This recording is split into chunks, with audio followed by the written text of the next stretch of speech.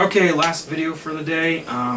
Sin City 2, A Dame to Kill For, and like a lot of other people, I was waiting for this movie, so eager for this movie to come out, and it took 9 years for this movie to get made. 9 years it took. And okay, there are other sequels that took really long time to get made. I mean, the longest one being Tron Legacy. That movie came out 28 years after the original. And yet there are people bitching about how long it took this movie to come out. Really, the amount of time that it took for Sin City 2 to come out after Sin City is only barely a third of the time it took for Tron Legacy to come out after Tron. I guess there could be differences in regards to production and stuff, but really, come on. But still, Sin City 2, was it worth the wait? I'd say yeah. It was definitely worth the wait. For me, I liked it. It was a little hokey, over the top, but again, so was the first movie, and in a way, so were the comics. But really, it's done in a way that you don't get to see that often nowadays. And I can understand in a way why it took so long for this movie to get made, because both Robert Rodriguez and Frank Miller had other stuff to work on.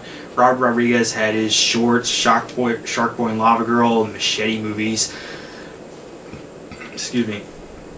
Setting up the El Rey Network and the From Dusk Till Dawn TV show, which I hear good things about and I'd like to check out someday. But Frank Miller, on the other hand, now, I have not read Dark Knight Strikes Again. I mean, I know that came out before Sin City or Sin City 2, but then there was All-Star Batman Robin the Boy Wonder, which gave birth to a very popular internet meme, as well as the greatest t-shirt ever made. Hi-oh! But, then there was the Spirit movie, and while a lot of people make criticism about that, I personally enjoy it, because while other people say it's stupid, over-the-top, campy, those are reasons why it's such a guilty pleasure for me. And yeah, it's done in the same style as Sin City, but while Sin City had storyboards of the comics to work on, the Spirit had, like, well, it was just doing it as it was, I guess. I didn't read the Spirit comics, so I don't know whether to say that the Spirit movie was shaming the comic and Will Eisner, making Will Eisner spin in his grave or whatever, but I like the Spirit movie for what it is. It's a guilty pleasure and really just one of my favorite movies in general. Sorry about the phone ringing. Okay, that stopped. Anyway, awkward pause. But yeah, I like the Spirit, and as much criticism as people give towards it, really I like it. So, but then there was Holy Terror, and wow, that was something. When it originally came out, I didn't really make much of it, because I just read through it like that in just a few days, and it was boring. At the time, for me, it was boring because it didn't seem like a lot was going on. And I understand the history regarding that comic, that it was supposed to be a Batman story, Batman vs. Al-Qaeda, but then it got changed into something different. Okay, fine. I was still waiting for it to come out, because Frank Miller is one of my favorite comic creators. He's one of my favorite storytellers. But it was really boring. Yeah. But then I look at the reviews that people have made, especially Linkar's review on Atop the Fourth Wall. When I watched that, I thought, wow, there's a lot more wrong with this thing than I thought there was, because I didn't understand. I really didn't understand the context of what was going on with Frank Miller and all the other stuff. I mean, I can understand the criticism regarding some of his other works, but with Holy Terror, I mean, just wow. Plus the formatting for it. I mean, what was with the format of it? It was similar to 300. I mean, I can understand why 300 was in that large storybook format. But with Holy Terror, what the hell was the point with that? And not even Linkara could figure it out. And he's like one of the best comic reviewers I've ever seen. Even he couldn't figure it out. And I'm like, I don't know. I really don't get it. So, but it was just a horrible in the end, it was a really bad comic, a really offensive comic, and a terrible mix of Batman and Sin City. Oh, and yeah, the splash pages and two-page spreads, it was really lazy, especially given the format of the book, too. So, but with all that said and done, Sin City is Frank Miller, is without a doubt for me, is Frank Miller's best work. He started off with Daredevil and Batman, Ronin, and other comics, but he really came into his own with Sin City and had everything that made film noir great and more. The black and white, the shady characters, the dark and dingy city, everything else that you'd expect from a noir, but you only got traces of it in certain movies or whatever. All of that was put into Sin City, and it was done beautifully. I have not read all of the Sin City comics. I've only read the first four, The Hard Goodbye, A Dame to Kill For, The Big Fat Kill, That Yellow Bastard. Reason being is I'm still trying to look for all the Sin City graphic novels that form that picture of Nancy, just for completion and collector value, I guess. But yeah, and it's great. The first Sin City movie was great. It was great on its own, both as a adaptation, as a comic book movie, as an adaptation of work of print fiction, and just a great movie in general. Because, you know, I did watch Doug Walker's review of Sin City 2, and he has a point. It's not every day you get to see film noir nowadays. Sometimes you do. You might get to see great film noirs like the movie Brick, which also has Joseph Gordon-Levitt, and Minority Report. And I guess Total Recall tried to do something noirish. The remake, Total Recall, tried to do something a little bit more noirish, but kind of fumbled there. But it's not every day you get to see that kind of noir. And it's great how it ultimately works out, because it's Frank Miller, it's pure Frank Miller in the best way possible. So, with this movie, like the first one, it was an anthology piece, but in some ways they try to connect the multiple stories together. In some ways they try to make them stand alone. Like the first story the first story shown in Sin City 2 was Mickey Rourke as Marv, and he's enjoyable. He's waking up dazed and confused, and he has to fight off a bunch of mean fraternity guys, and he goes out and fights them off, and it's really good. It's short and sweet and to the point, sort of like the early part of the first movie, and it's a little out of place, but really it just fits in with what Frank Miller does with Sin City.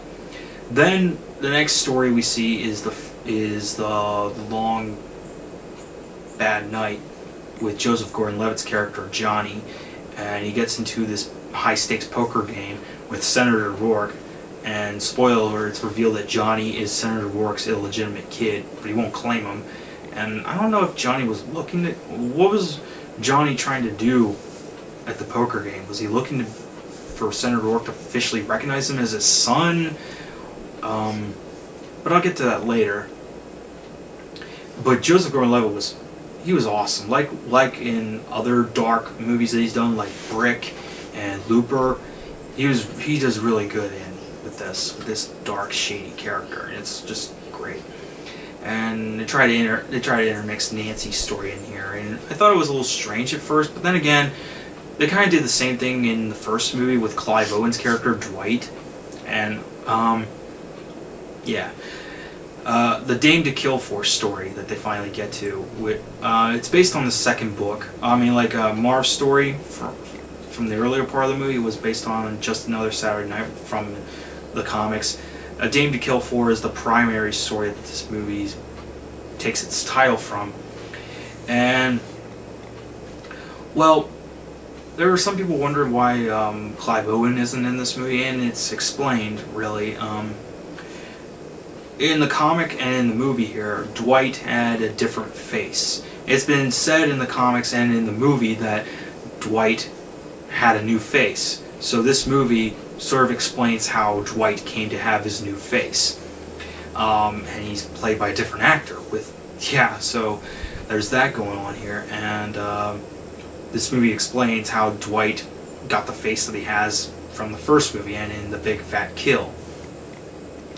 And I actually like how this works here, because in the first movie and in The Big Fat Kill story, Dwight is portrayed as a smooth-talking, all-around tough guy, a folk hero, just a badass and not to be messed with, and he always manages to get through whatever mess he's in. But in this story, in The Dame to Kill For, you see Dwight you sort of see elements of Dwight from The Big Fat Kill, but you see him as more vulnerable, more naive, more easily swayed by, well, sex and love. And we get to see him make that transition into the character that he was in later stories. So this is more like, not so much an origin story for Dwight, more like a Dwight in his early years type of thing, I guess. And I like how Josh Brolin made Dwight such a vulnerable character. He was still trying to be a tough guy, but it's more like well, I guess a face for him to put on. Just something for people to make people think that he's not this guy who's vulnerable and easily manipulated. He's a tough guy, but really give him the right push and he'll fall to pieces. And that's what happens to Dwight here in this movie. Not so much in the first one, but more here in this one. And I kept hearing that Clive Owen was going to make an appearance as Dwight in this, but that didn't happen. And when they tried to make, I don't know. I mean, I guess it made sense keeping Josh Brolin with the new face, with the hair and everything. I guess that makes sense. And I guess it's sort of talked about in the comics and in the movie that he has a newer face. I mean, I guess in this movie he has the facial reconstruction wasn't fully done, but he still had business to take care of, so he wanted to take care of this last piece of business before getting his face fully redone. And so, and yeah, it was pointed out in this. It was pointed out in this movie that they were still able to recognize Dwight because, I don't know, I guess the eyes or his face wasn't fully done. So I guess in the next movie, somewhere in between this, in The Dame to Kill For and The Big Fat Kill, he got more reconstructive surgery and he was able to fully disguise himself. And people wouldn't fully recognize him, I guess. Now, Ava Lord in this movie,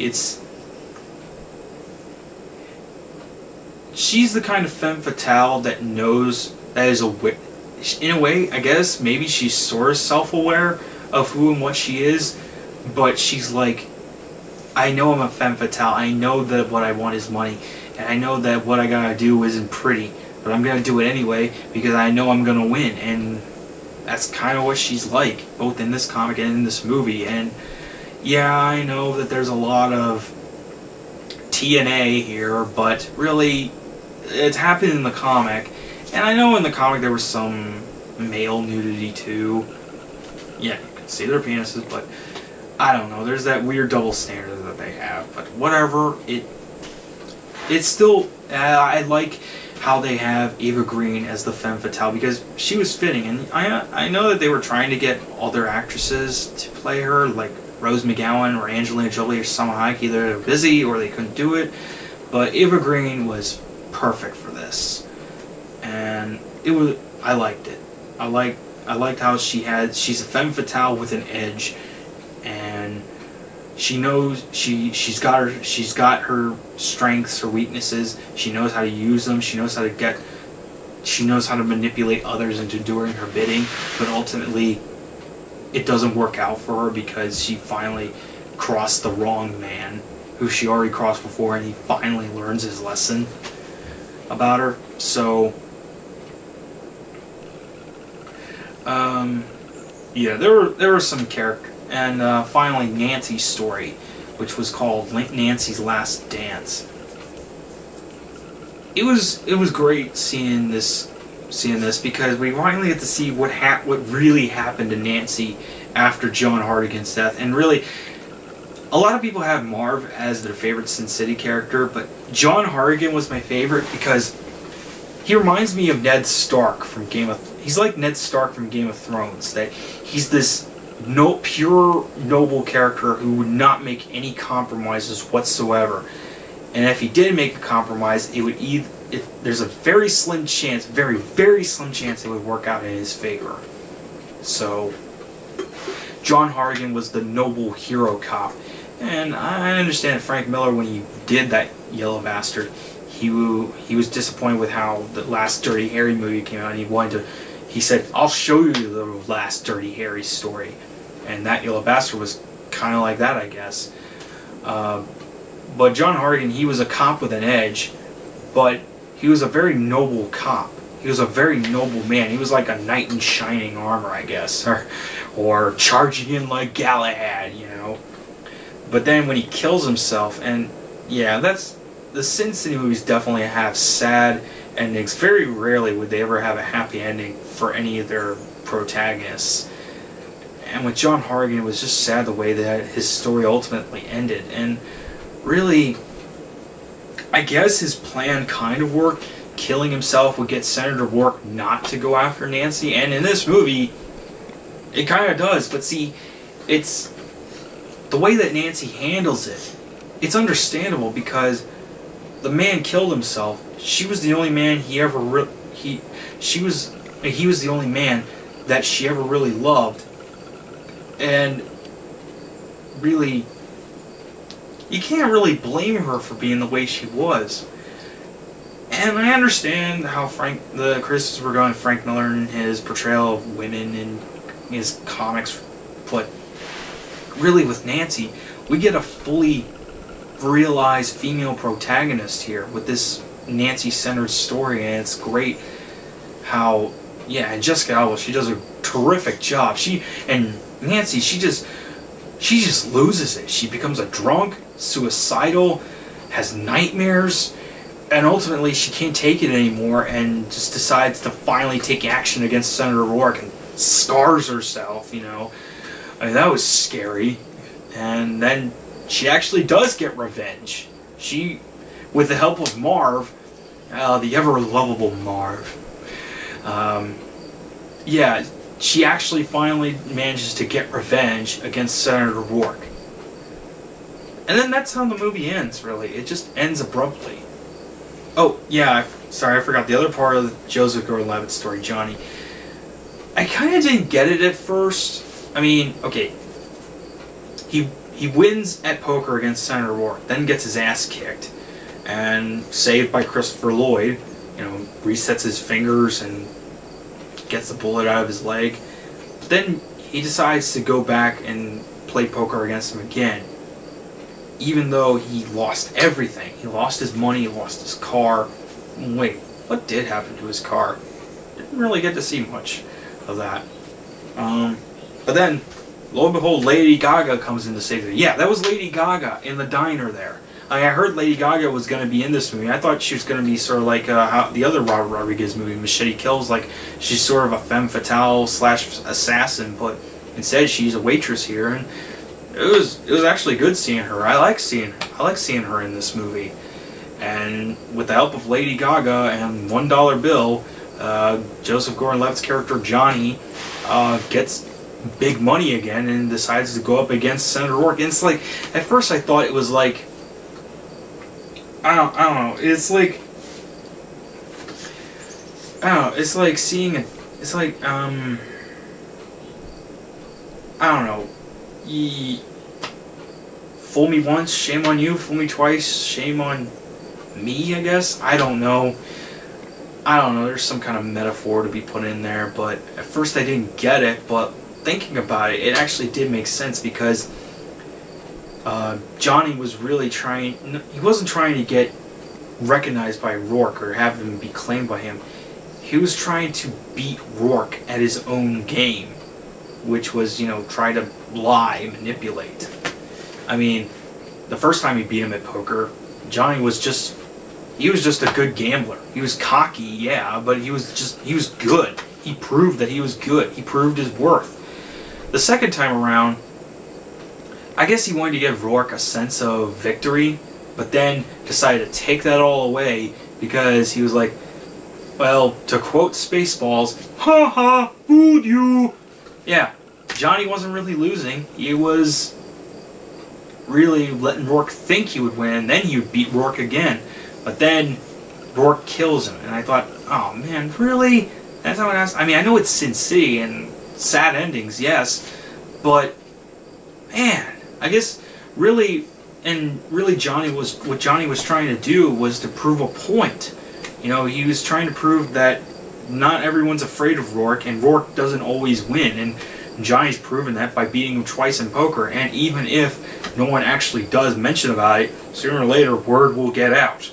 I guess, yeah. So I guess Johnny wanted to prove to himself that he could beat Rourke again. More than once. So with all that said and done, was Sin City 2 really good? Was it really that good of a movie? Yes, it is. Sin City, A Dame to Kill For, is that good of a movie. It was worth the 9-year wait, and it's actually worth seeing in 3D too. Yeah, I saw it in 3D. I paid like $11.50 for it, but a little pricey, but it was worth seeing in 3D. Okay? There are some movies that aren't worth seeing in 3D, and Sin City, A Dame to Kill For is actually pretty worth seeing in 3D. So, definitely go see Sin City 2. I might go see it again, and maybe go see Guardians of the Galaxy again too. But, yeah, Sin City, A Dame to Kill For, and Guardians of the Galaxy are movies that are worth seeing again, and I definitely want to see Sin City, A Dame to Kill For again at some point. And I hope that I keep hearing talk about a third movie, and I hope that happens.